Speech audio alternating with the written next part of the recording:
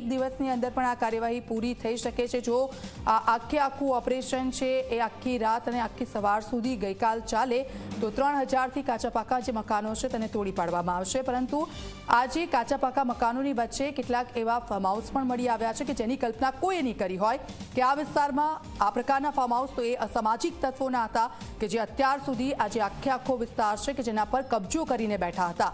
પરંતુ એવા તમામ લોકોને બક્ષવામાં નહીં આવે અને હવે દાદાનું બુલડોઝર છે તે ફરી વળ્યું છે।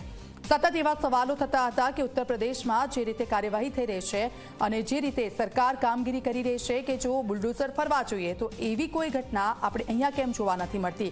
તો દ્વારકાના એ દ્રશ્યો પણ આપણે જોયા છે કે જે ગેરકાયદેસર મિલકતો હતી અને ગેરકાયદેસર મિલકતો પર દાદાનું જે રીતે બુલડોઝર ફરી વળ્યું હતું ને ત્યારબાદ જે ડ્રોનના દ્રશ્યો સામે આવ્યા છે તેના પણ આપણે સાક્ષી છે। અને આજે અમદાવાદનું આ ચંડુડા વિસ્તાર કે જ્યાં કોઈ જવાની હિંમત નહોતું કરતું તેના વિરુદ્ધ કાર્યવાહી કરવાની કોઈની હિંમત નહોતી થતી, પરંતુ હવે જે કાર્યવાહી આજે વિસ્તારમાં થઈ રહી છે ને ત્યારબાદ જે ચંડુડા તળાવની આસપાસ જે બ્યુટિફિકેશનની કામગીરી થશે તે પણ અદ્ભુત હશે અને તે પણ જોવાલાયક હશે। પરંતુ અત્યારે આ દ્રશ્યો છે સતત તેના પર નજર અમારી છે અને સતત એ દ્રશ્યો પણ અમે આપને બતાવી રહ્યા છે કે આખરે આ કામગીરીને આટલું મોટું મેગા ઓપરેશન છે એ કઈ રીતે પાર પાડવામાં આવી રહ્યું છે। કારણ કે આ પ્રકારના જ્યારે ઓપરેશનો પાર પાડવામાં આવતા હોય છે, ડિમોલિશનની કામગીરી કરવામાં આવતી હોય છે ત્યારે આપણે અનેક દ્રશ્યો જોયા છે કે લોકો સતત તેનો વિરોધ કરતા હોય છે અને લોકો છે કે જે સતત પોતાના જે ઘરો છે, જે ગેરકાયદેસર ઘરો છે તેમ છતાં પણ પોતાનો હક તેના પર જમાવીને બેઠા હોય છે અને જે રીતે મહિલાઓ છે કેટલીકવાર અડચણરૂપ બનતી હોય છે તો તેના માટે પણ પોલીસ છે, પોલીસનો આખો સ્ટાફ, મહિલા પોલીસ કર્મચારીઓ પણ છે કે જ્યાં હાજર છે।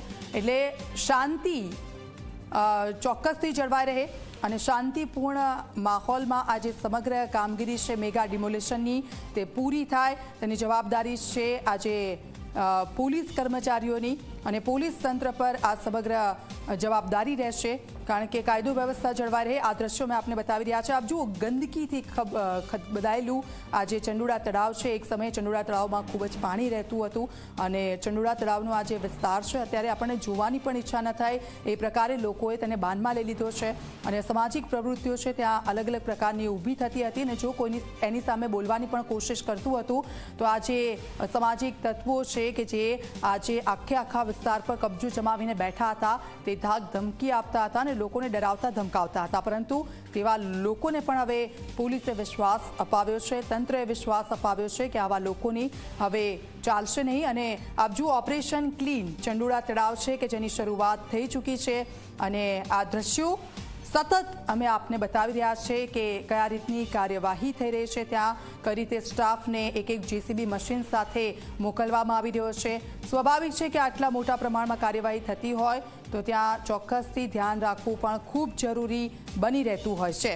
3000થી વધારે કાચા પાકા મકાનો છે અહીંયા આવેલા છે અને આ જે કાચા પાકા મકાનો છે તેને એક પછી એક ધરાશયી કરવામાં આવશે અને આ જે ડમ્પરો છે તેમાં તેનો કાટમાળ પણ લઈ જવામાં આવશે અને ત્યારબાદ ડ્રોનથી એ દ્રશ્યો પણ અમે આપને બતાવીશું કે ચંડુડા વિસ્તારની જે ગેરકાયદેસર વસાહતો છે તેને ખાલી કરવામાં આવી અને ત્યારબાદ કે કયા પ્રકારના દ્રશ્યો ત્યાંથી સામે આવી રહ્યા છે। પરંતુ હાલ તો આ દ્રશ્યો એએમસી અને પોલીસ અધિકારીઓની હાજરીમાં આ મેગા ઓપરેશન ક્લીન ચંડુડા કે જેની શરૂઆત થઈ ચૂકી છે। ઘૂસણખોરો પર આ એક મોટી સ્ટ્રાઇક અને ગેરકાયદેસર બાંધકામો ગુજરાતમાં ગમે ત્યાં પણ હશે ત્યાં તેને ચલાવી લેવામાં નહીં આવે અને તેમના વિરુદ્ધ આ સખતમાં સખત કાર્યવાહી થશે। કારણ કે અહીંયાથી જ એક સંદેશો તમામ એ જગ્યાઓ પર કે જ્યાં આવી રીતે ગેરકાયદેસર વસાહતો જે ઊભી કરી દીધી છે, જેને પોતાના માની રહ્યા છે અને સામાજિક તત્વોનો જે અડ્ડો છે એ જગ્યા ઉપર એ તમામ લોકોને અહીંયાથી સ્પષ્ટ સંદેશો મોકલી દેવામાં આવ્યો છે કે હવે કોઈનું પણ કંઈ નહીં ચાલે અને દાદાનું બુલડોઝર છે એવા ગેરકાયદેસર વસાહતો પર ફરી વળશે। તો આપ જુઓ, જેસીબી મશીન અને સાથે સાથે ડમ્પરો અને હવે કાર્યવાહીની શરૂઆત થઈ ચૂકી છે।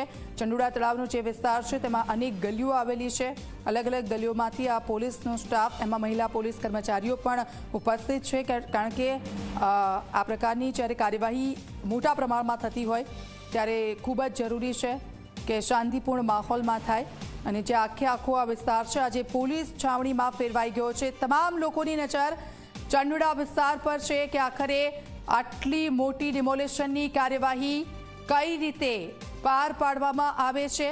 કારણ કે આ જે જગ્યા છે ત્યાંથી લોકો જતા પણ ડરતા હતા રાતના સમયે જો લોકોને જવાનું થાય તો આ વિસ્તાર એવો હતો, સુમસામ વિસ્તાર હતો અને સામાજિક તત્વોએ જ્યારે તેનો અડ્ડો બનાવી ચૂક્યા હતા આ વિસ્તારને. આખે આખું ચંડોળા તળાવ છે કે ચંડોળા તળાવ ખાલીખમ જોવા મળતું હતું, પરંતુ ગંદકીથી ખદબદી રહ્યું હતું અને હવે તેને ક્લીન કરવાનું જ્યારે આ ઓપરેશન છે તેની શરૂઆત થઈ ચૂકી છે અને તેને પાર પાડવામાં આવી રહ્યું છે. આપને જણાવી દઈએ કે તેની શરૂઆત કઈ રીતે થઈ. તો પહલગામમાં જે આતંકી હુમલો થયો અને આતંકી હુમલા બાદ એક પછી એક કાર્યવાહી કરવામાં આવી, ત્યારે અલગ અલગ જગ્યાઓ પર કાર્યવાહી કરવામાં આવી. સુરતમાં પણ બાંગ્લાદેશીઓ વિરુદ્ધ કાર્યવાહી કરવામાં આવી અને એવા જ કાર્યવાહીના દ્રશ્યો અમદાવાદના આ ચંડોળા વિસ્તારમાંથી સામે આવ્યા હતા કે જ્યાં મોટી સંખ્યામાં ગેરકાયદે રીતે જે બાંગ્લાદેશીઓ છે ગેરકાયદેસર પ્રવૃત્તિઓ ત્યાં ચાલતી હતી. દેહ વેપારની પણ ધંધો ચાલતો હતો અને આવા અનેક લોકો ત્યાંથી ઝડપાયા છે. ત્યારે તેમના પાસપોર્ટ, તેમના આધાર કાર્ડ, તેમના જે પુરાવાઓ છે તે નકલી ઊભા કરવામાં આવ્યા હતા અને આખો આ જે વિસ્તાર છે તેના પર કબજો કરીને તે લોકો બેઠા હતા. અને ગઈકાલથી જ્યારે આ જે ક્લીન ઓપરેશન અંતર્ગત કાર્યવાહી હાથ ધરવામાં આવી ત્યારે આખું એક લિસ્ટ બહાર પાડવામાં આવ્યું અને એવા તમામ લોકો છે કે જે લોકો અત્યારે પોતાના ઘરને તાળું મારીને ત્યાંથી રવાના થઈ ચૂક્યા છે. અને હવે જોવાનું રહેશે કે તેમના ઘર પર કઈ રીતે કાર્યવાહી થાય છે. અત્યારે તો માત્ર ને માત્ર અમે આપને એ દ્રશ્યો બતાવી રહ્યા છે કે એક પછી એક જેસીબી કઈ રીતે અંદરની તરફ જઈ રહ્યા છે, કારણ કે આ એક ટાસ્ક એવો છે કે જેને પૂરો કરવો ખૂબ જરૂરી છે અને સાથે સાથે ઘણી બધી વસ્તુઓ છે તેનું ધ્યાન રાખવું પણ ખૂબ જરૂરી બની જાય છે જ્યારે આટલો મોટો ટાસ્ક છે આપવામાં આવ્યો હોય ત્યારે. કારણ કે એક તરફ આપ જુઓ 8 વાગ્યાની શરૂઆત છે અને લોકોની ચહલપહલ પણ શરૂ થઈ ગઈ છે. રસ્તાઓ નાના છે એટલે એક એ મોટો પડકાર રહેશે કે ટ્રાફિકનું નિયંત્રણ કરવાનું રહેશે પોલીસ કર્મચારીઓને, સાથે આ ડિમોલિશનની કામગીરીથી લોકોને પણ દૂર રાખવાના રહેશે. કારણ કે આજનો આ વિસ્તાર છે કે ત્યાં સતત પોલીસની હાજરી જોવા મળશે અને સ્થાનિક લોકો છે એ સ્થાનિક લોકોને અહીંયાથી દૂર પણ રાખવા પડશે, કારણ કે સતત ટ્રાફિક જામની સમસ્યાઓથી છુટકારો મેળવવા માટે લોકોને પણ અહીંયાથી દૂર રહેવું પડશે. તો આ ત્રણ દ્રશ્યો અમે આપને બતાવી રહ્યા છે. આક્રમક મૂડમાં સરકાર છે અને ગૃહ રાજ્યમંત્રીએ એવું પણ કહ્યું હતું કે જે લોકોએ બાંગ્લાદેશીઓને પોતાના ત્યાં રક્ષણ આપ્યું છે, રાખી મૂક્યા છે, તેવા લોકો વિરુદ્ધ પણ કાર્યવાહી થશે. એટલે એવા લોકો પણ સાંભળી લે. ગૃહ રાજ્યમંત્રી હર્ષ સંઘવીએ શું કહ્યું હતું કે જે કાર્યવાહી થઈ રહી છે ને એ કાર્યવાહી અંતર્ગત જો ક્યાંય પણ કોઈ વિસ્તારમાં, અમદાવાદનો ચંડોળા વિસ્તાર નહીં પરંતુ અમદાવાદના ઘણા બધા વિસ્તારો છે કે જ્યાં બાંગ્લાદેશીઓ છે એ મકાન ભાડે રાખીને રહેતા હોય છે, તો એવા લોકોને પણ એક ગર્ભિત ધમકી પણ તેમણે આપી હતી કે તેવા લોકોને સંતાડશો નહીં, સામે ચાલીને તમે તેવા લોકોની માહિતી આપી દો કે જેથી કરીને આવા લોકો છે તેવા લોકોને બહાર કાઢવામાં આવે. તો આ ઓપરેશન જે પાર પાડવામાં આવ્યું છે તે ઓપરેશનની આખરે શરૂઆત થઈ ચૂકી છે. મિની બાંગ્લાદેશ ગણાતા ચંડોળા વિસ્તારમાં આ એક્શન મોડ શરૂઆત થઈ ચૂકી છે અને ધીરે ધીરે જે પોલીસ કર્મચારીઓ છે તેમના કાફલા સાથે, જેસીબી મશીન સાથે તે લોકો એક પછી એક જે ગેરકાયદેસર જે મકાનો છે તેમને તોડવા માટે અંદર જઈ રહ્યા છે. બીજી તરફ જે ટેકનોલોજી છે તેનો ઉપયોગ કરવામાં આવી રહ્યો છે. આખો જે વિસ્તાર છે તેના ઉપર ડ્રોનથી પણ નજર રાખવામાં આવી રહી છે અને કયા વિસ્તારોમાં શું પ્રવૃત્તિ ચાલી રહી છે. એક તરફ આ ટેકનોલોજી છે તેની મદદ લેવામાં આવી રહી છે અને આપણે જોયું કે લેપટોપ પર આખો જે વિસ્તાર છે એ વિસ્તારના સેટેલાઇટ દ્રશ્યો છે એ દ્રશ્યો ચાલતા હતા અને કયા વિસ્તારોમાં જે પોલીસ કર્મીઓ જઈ રહ્યા છે તેની સતત બાજ નજર આ કેમેરાથી રાખવામાં આવી રહી છે. એટલે ઘણી બધી ટેકનોલોજી છે તેનો પણ ઉપયોગ અહીંયા કરવામાં આવ્યો છે. ઘૂસણખોરો પર આ સૌથી મોટી સ્ટ્રાઇક